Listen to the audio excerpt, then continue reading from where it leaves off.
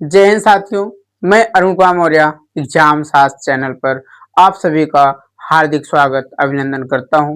दोस्तों, पिछले कक्षा में आपको हम बताए थे कर्नाटक के पठार के बारे में। कर्नाटक पठार के बारे में आज आपको बताएंगे तेलंगाना का पठार।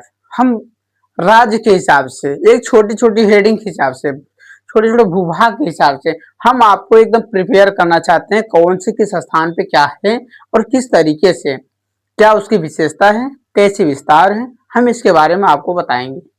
आज देखेंगे तेलंगाना के पठार के बारे में, इसका क्या विस्तार है और यहाँ पे क्या विशेषता है। चलिए देखते हैं तेलंगाना का पठार। पहले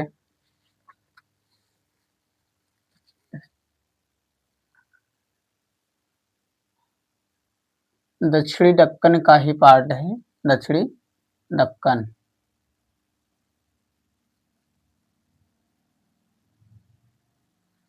इसमें आपका दक्षिणी दक्कन में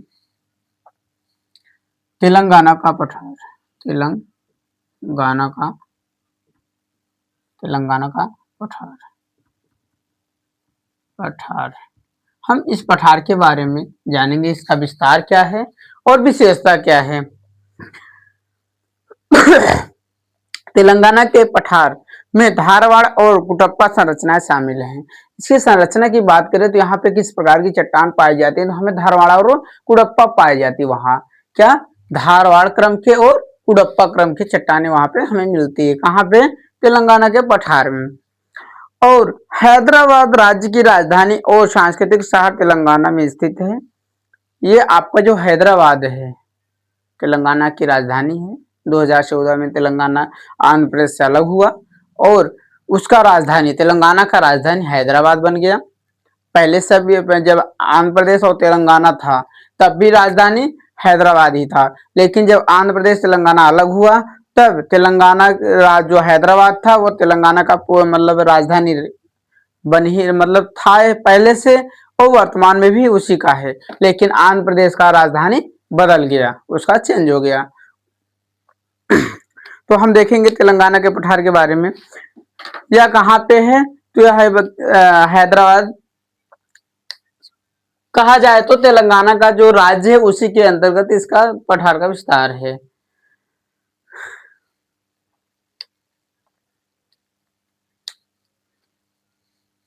चट्टान की बात करें तो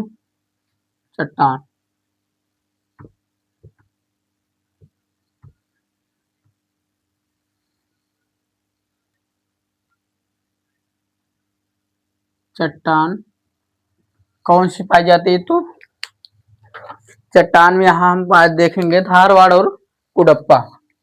धारवाड़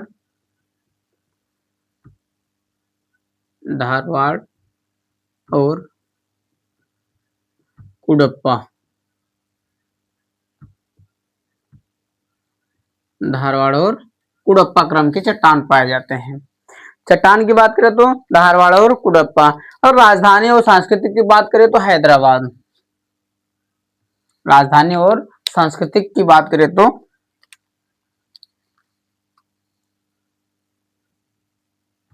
राजधानी एवं सांस्कृतिक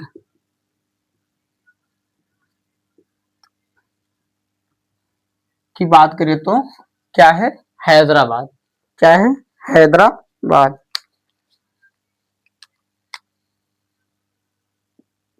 हैदराबाद।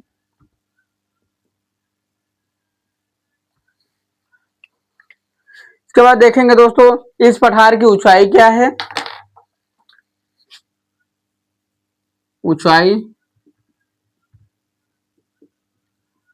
क्या है? ऊंचाई की बात करें तो 500 से 600 मीटर की ऊंचाई है। क्या है? 500 से 600 मीटर।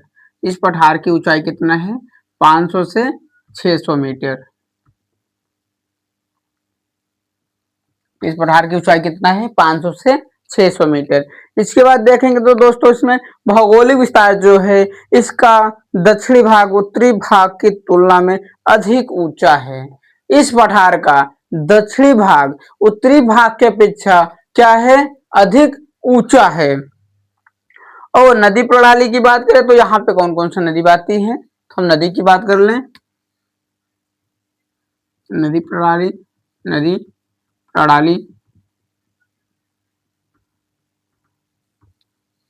नदी प्रणाली में हम देखेंगे यह क्षेत्र मुख्य रूप से गोदावरी, कृष्णा, पेन्नेरू नदी प्रणाली द्वारा सिंचित है। इस क्षेत्र का जो सिंचाई होती है किस किस नदी से होती है, तो गोदावरी, कृष्णा, पेन्नेरू, तीन नदी है। कौन कौन सी, गोदावरी,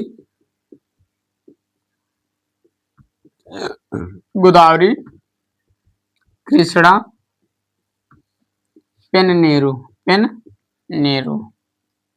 ये आपके नदी जो है, तीन नदी ऐसे हैं जो इस क्षेत्र को, तेलंगाना के पठार को सिंचाई के लिए उपयोग में लाया जाता है। गोदावरी नदी इस पठार को दो भागों में विभाजित करती है। जो हमारी गोदावरी नदी है, इस भाग को, गोदावरी नदी इस पठार को दो भागों में विभाजित करती है। कौन सी नदी, गोदावरी नदी।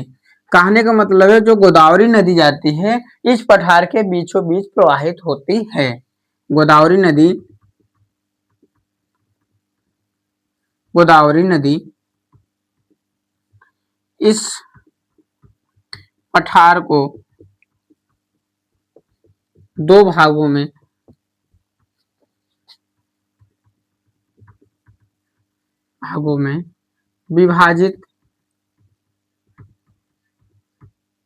विभाजित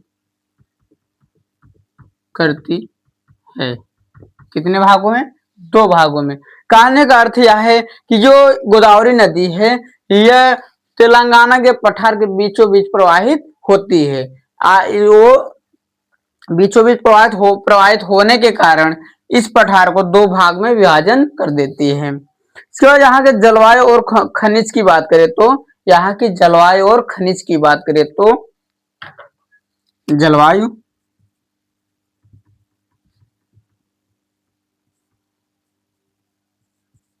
जलवायु की बात करें तो यहाँ की औसत वार्षिक वर्षा लगभग कितना है, 1000 मिलीमीटर। कितना, वार्षिक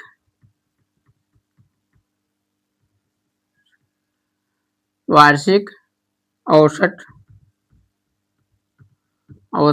वर्षा कितना है, 1000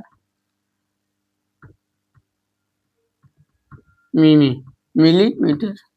कितना, 1000 मिलीमीटर। कितना, वार्षिक वर्षा की बात कर रहे हैं, वार्षिक औसत वर्षा की बात कर रहे हैं। कितना है, 1000 मिलीमीटर। कहने का मतलब ये है यहाँ पे बहुत अच्छी बारिश होती है।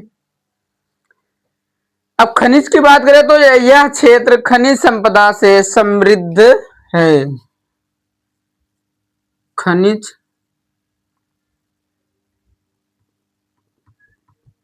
यह क्षेत्र खनिज संपदा से समृद्ध है। यह क्षेत्र खनिज संपदा से समृद्ध है। यहाँ पे आपको गुणवाना क्रम के चट्टान मिल जाते हैं थोड़ा बहुत, वहां पे आपको कोयला की भंडार मिल जाता है। तेलंगाना वाले पठार में कोयले की भंडार भी पाई जाती है। दोस्तों एक बार इसे हम रिपीट करते हैं, देखते हैं।